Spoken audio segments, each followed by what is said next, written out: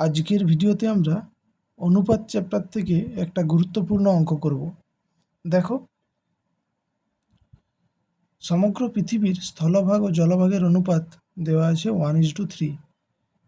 বলা আছে উত্তর গোলার্ধে এই অনুপাত 2:3 হলে দক্ষিণ গোলার্ধে এই অনুপাত কত। তাহলে দেখো, সমগ্র পৃথিবীর জলভাগ ও স্থলভাগ দেওয়া আছে 1:3। তাহলে এখান থেকে আমরা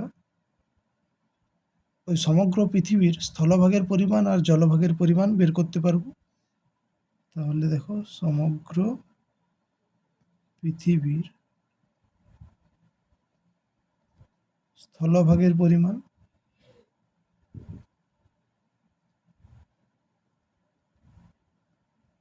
সমান কত হবে। এটা দেখো, স্থলভাগের পরিমাণটা তখন 1/1 + 3 মানে 4 অংশ। একইভাবে জলভাগের পরিমাণটা পেয়ে যাব 3/1 + 3 মানে 3/4 অংশ। এরপর দেখো, উত্তর গোলার্ধে এই অনুপাত দেওয়া আছে। তাহলে এখান থেকে আমরা উত্তর গোলার্ধের স্থলভাগ আর জলভাগের পরিমাণটা বের করব। তাহলে দেখো, উত্তর গোলার্ধে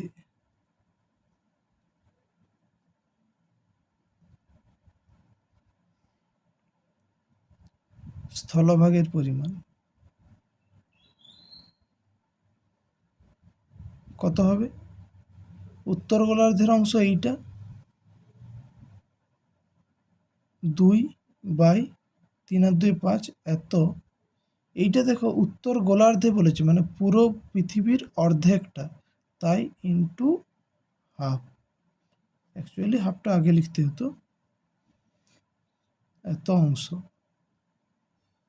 সেটা সমান কত পাচ্ছি, 1/5 অংশ। একইভাবে জলভাগের পরিমাণটা বের করব।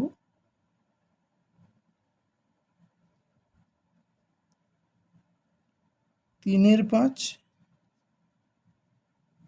ইন্টু হাফ অংশ।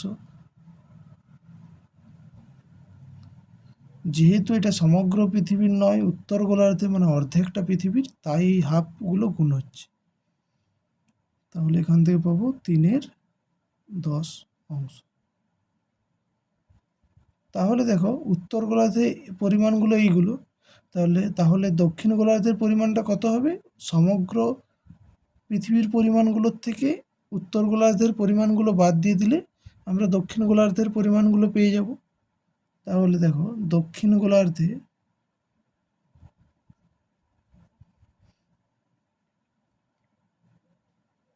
গোলার্ধে স্থলভাগের পরিমাণ সমান মোট স্থলভাগের পরিমাণ 1/4 অংশ আর উত্তর গোলার্ধে 1/5 অংশ।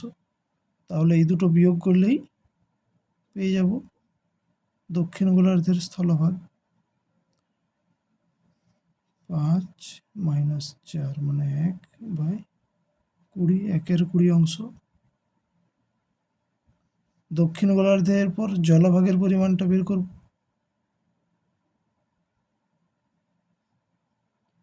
মোট জলভাগ 3/4 মাইনাস উত্তর গোলার্ধে জলভাগ 3/10।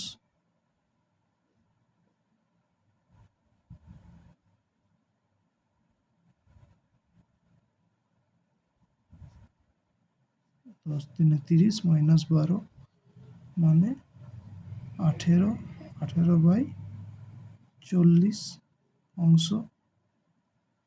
তাহলে আর একটু ক্যালকুলেশন করলে এটা পাবো 9/20 অংশ। তাহলে দক্ষিণ গোলার্ধের স্থলভাগের পরিমাণ পেলাম 1/20 অংশ, জলভাগের পরিমাণ পেলাম 9/20 অংশ। তাহলে এবার দক্ষিণ গোলার্ধে